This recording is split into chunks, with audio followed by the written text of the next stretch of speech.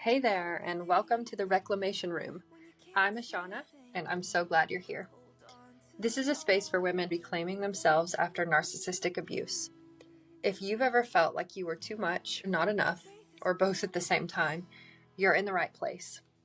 I created this podcast because I know what it's like to lose yourself in overgiving, overperforming, and still wondering why it never felt like love.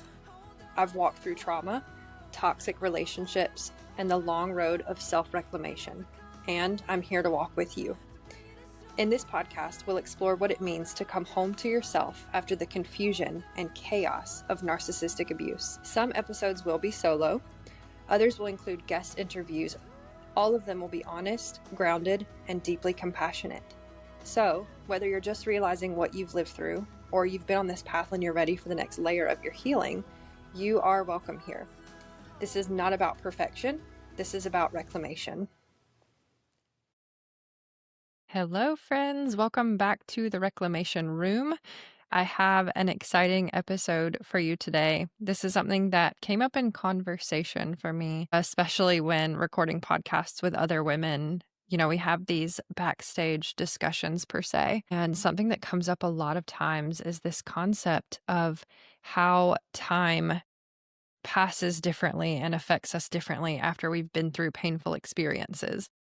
And knowing that the Reclamation Room is a safe place to talk about the effects of complex trauma in general, not just narcissistic abuse, not just betrayal trauma, but when we've been through something really rough that has changed the way that we process and changed the way that we view things, I thought that this would be super exciting to talk about today. Well, exciting for me. I don't know if exciting is the word that you guys would put to this, but it's fascinating to me. And so I started doing a little bit of research on this concept, and I actually want to share with you some of the studies and journal articles that I found regarding this situation that we find ourselves in of like, wow, time is passing differently and I can't place why. So some of these academic papers, reviews, journal articles. I'll just give you an example of some of these titles because it gets really science-y in here. So some of these, the dual role of time perception in trauma-exposed individuals, a conceptual review. Another one is called What is a Sense of Foreshortened Future? A phenomenological study of trauma, trust, and time. Another one was called Slower Time Estimation in Post-Traumatic Stress Disorder. Another one is Traumatic Stress in the Circadian System, Neurobiology, Timing and Treatment of Post-Traumatic Chronodisruption. And a couple more, Distortions in Time Perception During Collective Trauma, Insights from a National Longitudinal Study During the COVID-19 Pandemic, and How Trauma Affects Our Sense of Time. So some of these are more broad, some of these are more specialized categories here, but clearly you can see this is something that affects a lot of people. I mean, obviously we have peer-reviewed articles and journals and studies looking at this concept of how prolonged abuse specifically messes with how we experience time. So this can make it feel like the past is looping endlessly, like you can't get out of it. This could affect how the present might seem to drag on and cause anxiety, and we feel like we just can't get through the next day, the next moment. And this can also make the future feel like it's completely shrinking away from you, and there's no hope, there's no reason to move on. So, if you have ever been that person who is looking at your calendar feeling completely overwhelmed, feeling stuck, not understanding what the next steps are or how to move forward, hopefully you will find something interesting in this episode. We're going to unpack a little bit of why this happens, and we're going to map it out a little more simply in a way that you can put your hands on and feel and speak and bring to life and remove the power that it has felt that it had over you for so long, hopefully. So I'm going to give you some practical tools to start reclaiming your timeline. So first, I want to unpack what this concept of chronotrauma really is. And I just want a disclaimer here. I could be mispronouncing that. It could be chronotrauma, but I'm thinking chronological order, chronotrauma, the passing of time. So that's what we're calling it here. But I want to talk about what it is and how abuse can sneak up on you and take away your sense of time. It can feel like it steals that from you per se. So picturing where we're at here after we've experienced betrayal, after we've experienced narcissistic manipulation, I want you to think back to a time where, no pun intended here, think back to a time where you felt like your internal clock was jammed. So this could look like your past becoming an echo chamber of sorts, where things that hurt you are played on repeat. They keep pulling you back into regret. They might be pulling you into hypervigilance, where you are extremely aware of what's going on in the moment and perhaps giving it different meaning, a scarier meaning, or it feels like more of a threat. This could have been a time where you think you're in the present moment, but what's actually happening is that you're feeling like it's stretching out endlessly. This could happen especially during a trigger or a moment of anxiety, and this can make 5 minutes of panic feel like hours and hours of time. Or it can cause you to feel squeezed down and like tightened so that safe moments actually feel like they're boring and you're going to climb completely out of your skin. Things can feel like they're going to drag on eternally and it might feel pointless. And one last way that I want to speak about that this comes into manifestation in people, and it did for me, is when you think about the future. And this is the part that really hurts. When you think about the future, it can seem like there's no possibilities there. There's no point in reaching for something better or greater for yourself because abuse or painful experiences have taught you that nothing good lasts. So why should you bother planning? Why should you have hope? So this is something that I've learned in my research is called future foreshortening like foreshadowing. And I've actually seen this in many of my clients, like I said, and in myself, where I didn't even see a point in dreaming bigger and hoping for the future. So I couldn't get in touch with that version of me. Like when someone says, imagine yourself 10 years down the road, what do you want? I couldn't really put myself truly in that because it felt to me like it wasn't going to happen anyway. So I want to talk in this episode about how this is not just something that's in your head. Okay. This is actually backed by real science. People have done studies on this and put it in very big fancy words. One of those being phenomenology. So this is a science I say science, this is a field of study that looks at how we as humans subjectively experience time. So we're not just observing the passing of time, right? Like we are in it. We have emotions that we feel in specific moments. We see and feel things and experience things in a chronological order that we can then go back and tell stories about, and smells can bring up different memories for us. There's so many aspects of this. You may be familiar with the book, The Body Keeps the Score, which explains how PTSD fragments that flow of time. So it literally changes the way that we experience this phenomenology. And then there is another one, chronobiology, which is the study of our body's natural 24-hour rhythms, which shows studies in chronobiology have shown that chronic stress, especially what we're talking about here from abuse or these painful situations, especially that we're trying to heal from, these throw off what we would call the master clock in the brain. So this spikes hormones that in our body mess with our sleep, mess with our focus, mess with our ability to make good decisions. And so it can feel like this sense of jet lag that is draining your energy and fatiguing you and preventing you from moving forward. So I know a lot of us have experienced that, but in reading these studies and looking this up and digging into it more, I was encouraged to learn that neuroplasticity actually applies here also. So this is cool. Your brain is what we call plastic. It's changeable, it's moldable, it's malleable, it's rewirable. It just takes some targeted habits in order to rewire some of these things. So I shared all of this information for those who, like me, want to say, okay, yes, this makes sense. Other people are experiencing this.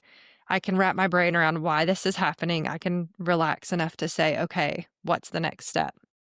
But I want there to be actionable steps that come next versus just, okay, yes, this is happening. So we're going to think about this in terms of clearing debris away from a river that has been dammed up. And so we're taking those pieces away one by one, because this does take time. This isn't something that just you do it overnight and boom, it's done. But once that flow starts again, it starts to feel like time is more steady and you have more presence in the moment of time and you can more effectively navigate and organize yourself per se. So This is something that I have noticed improving in myself. And so looking over these studies and putting words to it actually helped me make sense of the process that I have learned to do. And I want to actually share with you something that I share in my 12-week program in helping women learn how to self-regulate and feel peace and confidence after trauma, abuse, and a painful past. But now I know why this works so well. So that's another part of why I shared the science with you in the beginning of the episode. But we're going to map this out. So I want you can either get out a pen and paper or pencil and paper, marker and paper, pick your poison, or just visualize this in your head out in front of you. But we're going to put a horizontal line straight across the page. And in the middle of the line, we're going to put one of those stars, like on those maps, like you are here. Okay. And that's your present. And then on the left side of the line, we're going to put a dot, and that is the past. And then on the right side of the line, we're going to put another dot, and that is the future, obviously. Okay, so simple line. And we're looking at the past here, looking at that dot and thinking of it in terms of healing. That past dot, that can be the echo chamber that I mentioned before, where trauma keeps pulling you back. It's pulling you down. You're replaying betrayals that you've been through, gaslighting moments that hurt you, and that is trapping the energy that you could be using today. So you're kind of stuck. It's these stuck points in your body, right? So let that be what it is. We're looking at the present, and the present in terms of healing from abuse and trauma. The present is like the stretching point or the squeezing point. So we're either being stretched more than we feel like we can handle, or we're being squeezed and we feel trapped and we need to get out. And so this is the point where actual safety may cause you to feel numb. It may cause you to feel restless. It may cause you to feel like you're crawling out of your skin. And these moments can stretch forward and feel endless, and triggers can turn moments into forever, right? Like, especially when you're triggered and angry and you're exhausted and it's the heat of the moment, time gets away from you and you're snapping at someone, or you're in a heap on the floor and unable to pull yourself out of it, which causes fatigue and exhaustion. Okay, let that be what it is. And then we're looking at that last dot on the right, the future. And we're thinking about that in terms of this is that foreshortened horizon. And so the unpredictability of abuse has often caused tomorrow or the future to seem vague or to seem doomed or, not even worth it. And so planning even small things like meeting up with a friend or catching up on laundry or setting up a new routine for yourself to start working out, the motivation isn't quite there to get those things done because it can seem like, what's the point? So we're looking at this line. And when we look at what this means for us in recovery, so we're changing the way that we look at each of those dots. And so the past that we talked about before, that's the echo chamber, that's the dragging you down, holding up all of your energy. We are learning to look at the past as closed chapters of a book, right? Like we've read those chapters, we've been through those chapters. The book is still on the bookshelf. We don't necessarily have to burn all of our books right now. Okay. We could choose to do that later, but that's later. We're looking at the book right now and it's on the shelf. And we can close that book and we can say, okay, there were facts, there were chapters in that book and they happened, and that's a fact. And we can use those facts to ground ourselves to, okay, this happened and this happened. And then we can close the book and put it on the shelf and say, I'm not going to sit and ruminate over this, right? That is what it is. Okay. So in the present, we don't want to gaslight ourselves and say, just get over that closed chapter, right? You don't need to go there again. You don't need to revisit it, like get over it and move on. No, we can revisit it as needed. But what we're learning to do is we're learning to remove the power of the past to keep dragging us back into that same book over and over and over again. So we move forward on our timeline and we're in the present right now. And so this is where we use sensory resets, which will help us normalize the flow of time, re-anchor us into the present, but it's also helping us build resilience and tolerance for the in-between moments where we feel like, okay, I'm not quite sure I've got the hang of this yet. I kind of feel the past pulling me back.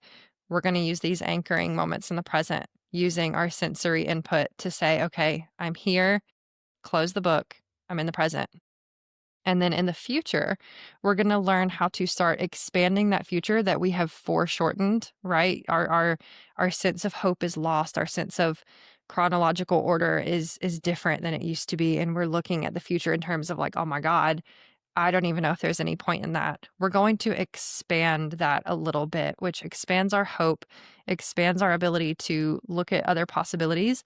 And we're going to expand it bit by bit using what we call micro steps. And so we're going to rewire the way that we're looking at each of these things. And we're looking at these micro steps, not with dread, but with doable actions that we can actually accomplish. And I've done this in work with women, one-on-one, especially in calls. And like I said, in my 12-week program, it's a guided visualization. There's an audio format of it. There's a PDF format of it that you can read and you visualize yourself. But I've seen this work with women in ways of even just like real life application. Like I didn't even think that it was worth trying to book that trip for myself so that I could get back to that like traveling version of myself. And then slowly building the resilience and the tolerance over time till that client was saying, hey, you know what? I took that hiking trip. I took that camping trip and it was awesome. And it helped me see that side of me again. And I had lost complete touch with her. I thought there was no point in doing that anymore. And that opened her up to, oh my gosh, I forgot how much I love nature. Right. I forgot how much I love just going and sitting by the water and spending that time, which changed the way that she was eating, changed the way that she was viewing her conscious breath, her yoga, her movement, getting out and taking daily walks again. So big picture here, it changed everything. But small picture moments, she didn't even think that she could take that one trip. Right. So really changing what we're doing here by making these micro steps and changing the way that we look at those, not with dread, but doable actions. So let me see. I had notes here. I put here. So yeah, so she started tweaking her timeline weekly. And so instead of looking at it in terms of like, oh my gosh, there's so many things between this and this, she started looking at it in terms of like, okay, this is a Tuesday and this I can handle. And I've noticed this in myself actually. I used to get really overwhelmed when my to-do list was super long. But being a mom, being a business owner, doing all the things that I do, and having already put down the things that I didn't want to really commit to and didn't want to spend my time on, I would still get overwhelmed by there's so many things on the list this week that I have to do. And I would have to look at it in terms of, okay, this is just a Tuesday or this is a Wednesday. But it's really sitting with yourself in those moments to build the resilience for what's coming. But the kicker here is grounding yourself in the present moment. And for me, I had to kind of trick my brain. You'll remember in the beginning, I told you that my brain, the way that I've done things in the past is even when I was quitting caffeine, like I research, and I understand it as much as I possibly can. And then I take the action that feels best for me, feels most aligned for me. And inevitably, what usually happens is I find that I end up going off the beaten path a little bit and finding what works even better for me than what I had originally thought. So, really anchoring in the present moment and tricking the brain here. I'm going to share with you in a moment a very tactile and like voice activated experience to say, yes, this is where I am. This is how I'm going to be doing it. So, this is flexible. It's able to be tailored to your life. This can be, if you're a night owl and you don't want to start waking up in the morning to start working out, or if you need help dealing with your kids' routines in the afternoon, whatever it is, hopefully this will help you. So, actionable steps here because knowing and doing are two completely different things. So, remember the line that we drew, and this could be on your paper, this could be in your brain. But we're going to do a mini reset here for your brain's clock. I said that so weird. We're going to do a mini reset here for your brain's clock. So it's going to be very straightforward. I want you to trace the line with your finger. So start at that dot that we said was the past, and I want you to trace the line all the way to the future dot. Okay? And then do it one more time. Place your finger on the past, bring it forward to the present, trace it forward to the future. Okay. Now, I want you to take a moment to just feel where you are. You felt your finger on the paper. Now I want you to take your hands and press them on your legs or on the arm of your chair, the desk where you're sitting. Just feel the solid contact. And remember that that is your starting point. So we're starting right here, right now. And I want you to take a deep breath in through your nose and out through your nose.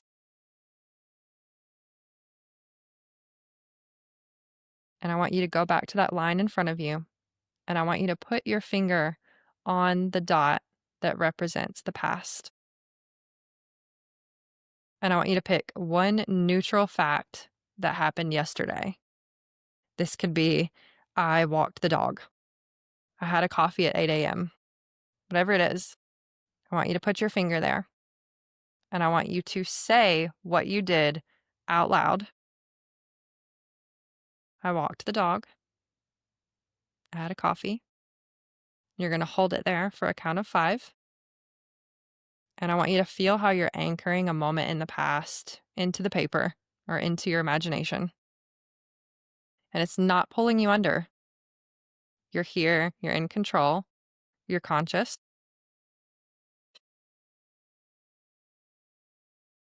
This is a closed moment that's contained in time, like a book on a shelf. And I want you to notice your breath and let your breath match that steadiness. In and out. It's a closed moment in time. Now I want you to take your finger and I want you to place it on the middle dot for the present.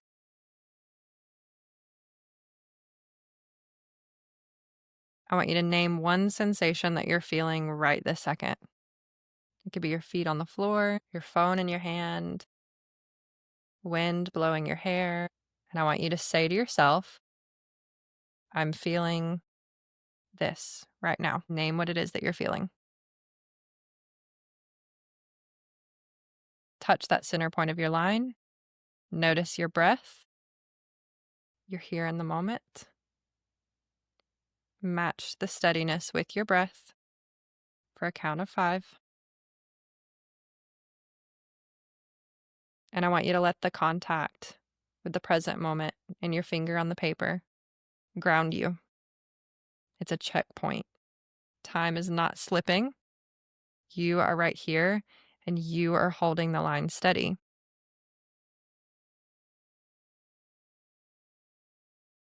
Notice your exhale, releasing any tension, any tightness, any resistance. And now we're going to move your finger to the dot on the right end, the future. I want you to choose one small and doable anchor that's happening in the next few days, maybe next week.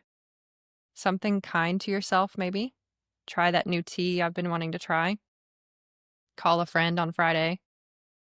Whatever that is for you, I want you to mark it with your finger here, and I want you to say out loud, try that new tea. Call a friend. I want you to notice your breath,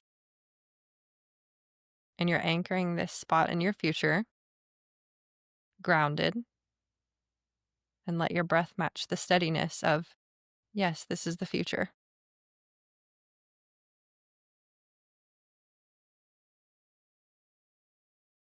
And I want you to feel that line extend just a little. Not like you're rushed, not like it's stressing you or there's pressure, but with a quiet possibility. And you can remove your finger. And I want to just remind you that this is not about filling the entire horizon of your line. You don't have to sit here and map out all the dots that you have ahead of you. I want you to just realize that you can claim this one point in the future as yours, as a plan, as something that's coming and you can handle it. And instead of a forward motion, moving forward into that dot, I want you to sit here now. And again, this could be on paper, this could be in your imagination, but look at that line. Look at the dots for your past, present, and future. And I want you to inhale a sense of presence in this moment. And I want you to exhale out any doubt of what's coming and let the line be what it is. It's not forcing you, it's not pressuring you. And now I want you to trace it one more time, just left to right, slow and deliberate, past, present, future. And then we'll pause here because I want you to take a moment and notice if anything shifted for you. Maybe the past felt a little bit lighter or the future felt a little bit closer. Maybe you just felt what it was like to relax your muscles for a moment and let things be what they are. And that's okay too. It didn't have to be something massive that you noticed. Oh my gosh, I have no more fear of anything ever. No, you are present and you notice something. And that's you starting the reclamation process of taking back control, that this sense of time, warped or not in the past, frantic or not in the past, shameful or fearful or not in the past. You're here in this present moment and you do have a say. You do have choices. And you can redraw this line on your own terms at any given moment. You can stop at any moment and be present and anchor yourself on any of these points. So I want you to take one more full breath. And I just want to say, we did this in maybe 3 minutes, definitely less than 5 minutes, but it doesn't have to take this long. This is something that you can do daily. This is something that you can do in the moment. Just stop, notice where you're at, put your hands on your desk, your chair, your thighs together, wherever they need to be. Feel yourself in that moment. Close your eyes, envision your line, and take those breaths, past, present, or future. And you can layer those with a couple more habits that might help you kind of anchor this in and say, yes, like I'm taking control of my own timeline here. Number one could be just scanning your calendar in the morning or your to-do list, or you could do this visually in your mind when you think about your upcoming day. This can take just 2 minutes. And I want you to add one anchoring event into your day. This could be to take a walk. This could be to stretch, be a few jumping jacks if you need a little bit of movement. But I want you to each morning, if it feels right, just set an anchor point in your day to get back in touch with yourself. And this will cue your body to tap into its own sense of that chronobiology that we were talking about before. So, like your own rhythm, your own internal clock, it will cue you back into the present moment with your body so that you can better focus moving forward. And remembering also that these small habits really add up over time. So, this isn't going to be something that you do it today and then tomorrow all your worries and cares are gone. This is really going to be most effective if you commit to, for 30 days, I'm going to put an anchoring point in my day. Even if it takes 2 minutes, I'm going to do it. And you'll notice after 30 days that you start to actually look forward to that moment because it's something that your body is saying, yes, this is a routine. Yes, this is normalcy. This is something that I can look forward to. And it's actually bringing you incrementally closer to being in tune with yourself and your own internal nudges. So, a couple more habits here that you could incorporate. Number 2, before bed. This is another of my 12-week healing program. But before bed, just allow yourself to relax all of your muscles. Close your eyes if you're not afraid you're going to fall asleep. And just envision yourself going throughout your day. Everything that you did that day, the people that you talked to, the food that you ate, the feelings that you felt. Allow yourself to take stock of what happened that day and really process it in this moment. And then think to yourself or envision to yourself, what did I learn from this day? What lessons were there for me? And how can I incorporate this moving forward? What kind of day do I want to have tomorrow? Is there anything from today that I want to repeat and take forward with me into tomorrow? Or is there something that I learned that I don't want to do again and that didn't feel authentic? These moments, this touch point at the end of your day, especially right before you fall asleep, helps you really get in touch with your authentic sense of self and who you actually want to show up as in the world, which I think we can forget to do with the way that time, it feels like it's moving forward constantly, what we've been talking about here in this episode. So just taking control back of that and saying, no, I can be present. I do have choices. Because once that hopelessness and that learned helplessness kicks in, it kind of just snowballs from there. And so we don't want to give power to that any more than we have to. We want to say, hey, actually, wait a minute, I do have something that I can do here. And then the last thing that I'll leave you with is just building that sense of the horizon and building your resilience and your tolerance for being able to face that. So you could even do this weekly, and you can pick one goal that is kind of a stretch for you, but you can break it up into 15-minute chunks. So this could be researching a new hobby that I want to try versus I have to enroll in this hobby. I have to figure out when it's going to fit into my schedule. I have to figure out the right person to hire to do it, like the right gym to go to, or where I'm going to take my kids for childcare when I go work out. No, you don't have to do all of those things at once. Pick your goal, write it down, take the time to brain map it out, whether that's thought bubbles for you or a bubble bullet list format, whatever works for you. Break it up into 15-minute chunks, because this will actually rewire your brain to start looking at things in terms of expanded viewpoint here. Okay. We don't have to always be looking at the bigger picture. We can remove that pressure and look at things in smaller terms that are more manageable. So hopefully there was a few tips here that could help you. I wanted to do something new this week rather than just discussing things that I've noticed in my own journey or sharing a story of something that I went through. I thought to myself, gosh, we've talked about this in several podcast interviews lately with other women. What can we share about this in a way that normalizes the experience, but also helps us get out of it a little bit? And I think that sometimes we're just too busy, right? Time being what it is, we have so many things going on. So hopefully these short insights can be helpful for you. Just remember, your time is reclaimable. Okay. It's not something that you have to constantly feel controlled by forever, or like it's out of control completely. So if you're feeling small, feeling stuck, just remember, like, small, steady improvements are key. And we want to be moving forward on your terms here. That's what we're aiming for. So consistency, repetition, don't give up on yourself. You're worth it. I believe you're worth it. Even if you don't believe it yet, keep going, because I assure you, in time, you will start to notice the benefits. Your body will thank you. You'll feel more clear-headed and able to manage more things. And you'll look back and say, my gosh, wow, I handled that much better than I would have in the past. So if this resonates, I would love it if you share your wins with me. You can look me up on Instagram. My handle is at Way Home Wellness. That's Way Home Wellness. I'm currently in the middle of a rebrand. And also, if you are struggling with anything like time feeling like it's having control of you, or feeling stuck, not sure how to move forward, your emotions are getting the best of you and you're not showing up as the person that you want to, please do check the links here, because I'm going to share the link to my weekly women's call. It's a community call held every Tuesday at 7 p.m. Central. It's by registration only, so it's private, but there will be other women there who likely have experienced something similar. And it's also a great opportunity to get a little free one-on-one coaching or group coaching, because we're all there together and I'm able to give feedback on what you might be going through in that moment. So I really appreciate you being here. I love that you listened.